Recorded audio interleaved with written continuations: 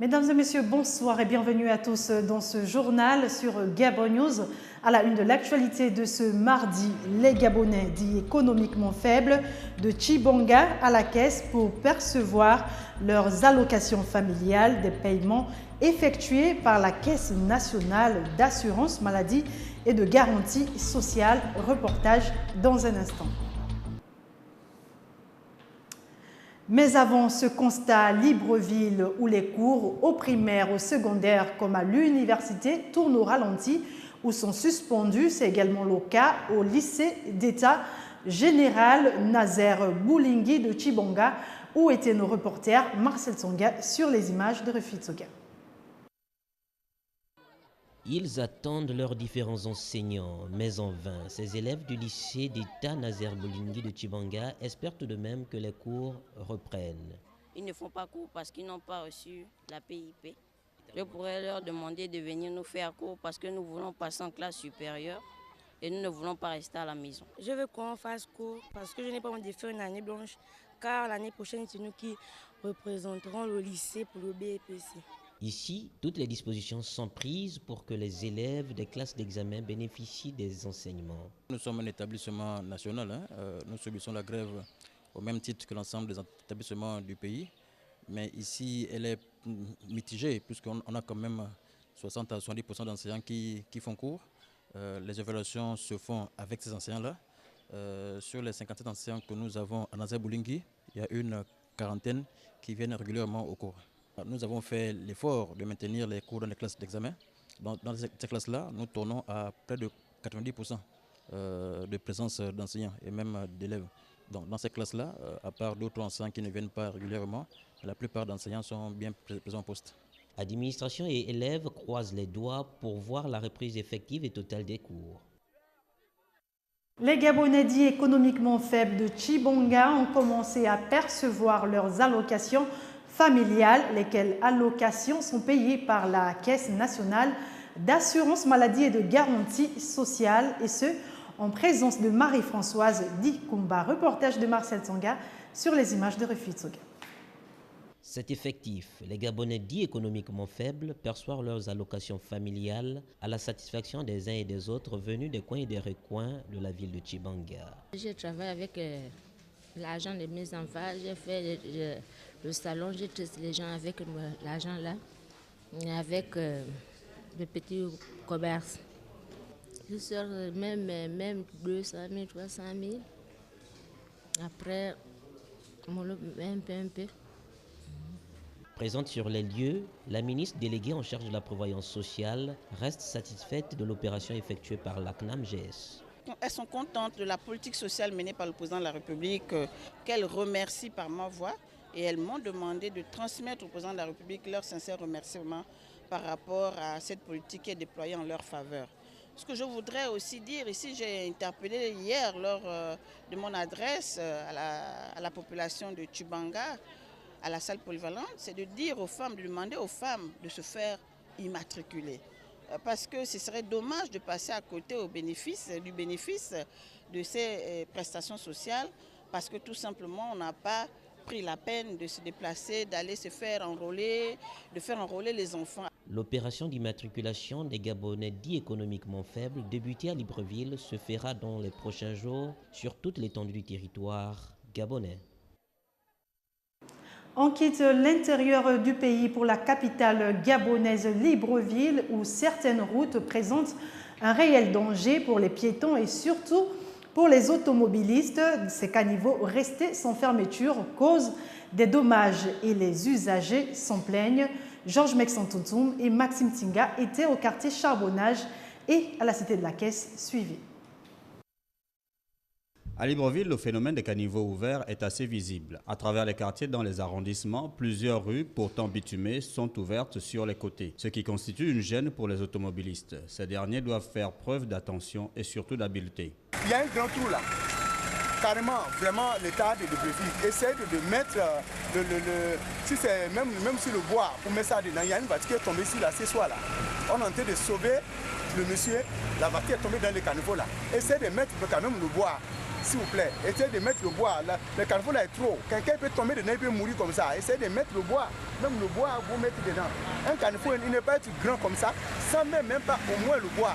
En conséquence, des accidents de circulation ont lieu où des piétons, par manque d'attention, tombent dans ces caniveaux laissés, semble-t-il, volontairement ouverts. Je crois que les torts sont partagés.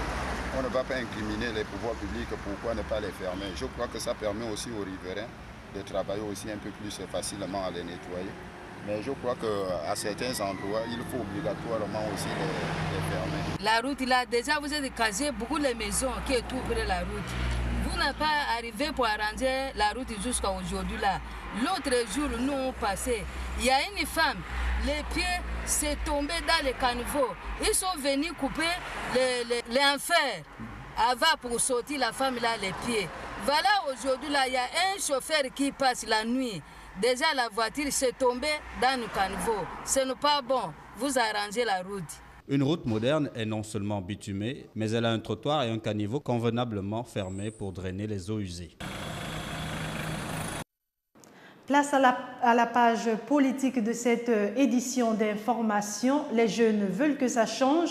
Ils ont exprimé haut et fort leurs sentiments face à la situation qui les pénalise et qui met en mal le Parti démocratique gabonais. Vivian Amos Péa a d'ailleurs tenu à exprimer l'envie de voir une jeunesse plus libre, participative au débat politique et démocratique. Le point dans ce reportage de Kenyon Gori sur les images de Justin Bitegui. 47 ans après, les jeunes du Parti démocratique gabonais ne veulent plus jouer les seconds rôles. Ils ne veulent plus être victimes, mais acteurs et participer véritablement au débat démocratique au sein de ce parti et au Gabon. Tout n'a pas toujours été simple. Les difficultés que connaissent les Gabonais frappent tout autant nos jeunes camarades. Tout n'a pas été parfait. Nous avons commis des erreurs et moi le premier. Mais il nous faut retenir une chose. Contre vents et marées, l'UJPDG demeure la force d'avant-garde du Parti démocratique gabonais et le porte-étendard de la jeune garde d'Ali Bongo Ondimba. Ils ont choisi la manière la plus pratique, celle de la dénonciation et de la mise en évidence d'un constat qui tue le parti dans son intérieur. Cette jeunesse a besoin de se sentir utile et non exploitée. Elle a besoin de se sentir associée et non écartée. Elle a besoin d'être encouragée et non négligée, accompagnée et non combattue, renforcée et non affaiblie, en confiance et plus jamais en méfiance. Malheureusement, l'apprentissage de la jeunesse de notre parti est pollué par les conflits de nos aînés. En effet, du fait de jeux bien souvent obscurs, la jeunesse se retrouve prisonnière de ce que j'appellerais les malus mentors, ces obscurantistes personnages qui nourrissent secrètement des velléités hégémoniques et qui veulent se fabriquer des baronnies politiques en instrumentalisant et divisant la jeunesse du parti, sans oublier les multiples hiérarchies politiques, financières et régionales ou du combat de leadership. Ce discours n'est certainement pas rentré dans les oreilles de sourds. Il va être examiné, puis réexaminé pour apporter une réponse pratique aux questions de l'Union des jeunes du Parti démocratique gabonais. Et pendant ce temps toujours égal à elles-mêmes, les femmes du PDG se sont encore faites distinguer par leur fidélité au parti. C'est à travers des discours et prestations qu'elles ont donc gratifié l'assistance à l'occasion de la commémoration des 47 ans du parti au pouvoir. Retrouvons Kenyon Gori. Toujours fidèles au Parti démocratique gabonais, les femmes ont tenu à le réaffirmer lors de la commémoration du 47e anniversaire de ce parti, tout en dénonçant une pratique devenue courante au sein du PDG. Les femmes de l'UFPDG remarquent que les démissions officielles et récentes de certains anciens camarades ne concernent que la gente masculine. C'est un piteux constat, mais un constat quand même, distingué camarade président. Comme pour joindre l'utile à l'agréable, elles ont gratifié l'assistance et ses prestations dont elles ont le secret.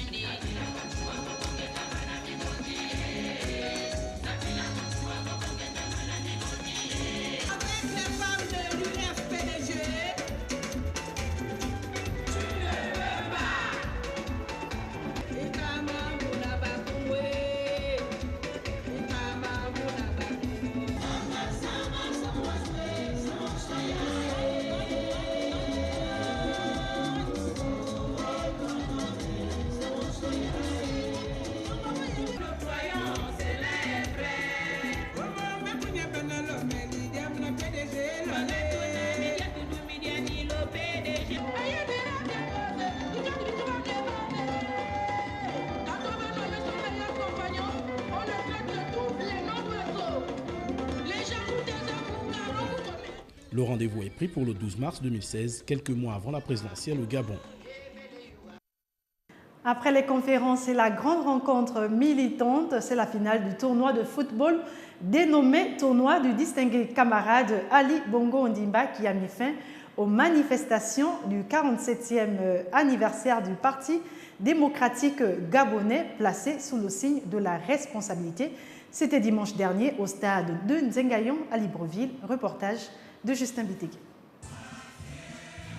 C'est en présence de tous les barons du PDG que s'est jouée la finale, dénommée du distingué camarade, organisée par l'Union des jeunes du Parti démocratique gabonais et qui a mis fin aux manifestations du 47e anniversaire du parti, placé sous le signe de la responsabilité. Une rencontre de football qui a opposé l'équipe de Segat à celle du 5e arrondissement de la commune de Libreville. Nous nous réjouissons de ce que les festivités se soient bien déroulées.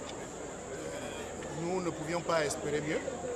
Nous avons placé ces manifestations sous le signe de la responsabilité. Responsabilité des uns et des autres. Responsabilité évidemment du pouvoir qui a la gestion de tous ces mouvements au niveau républicain.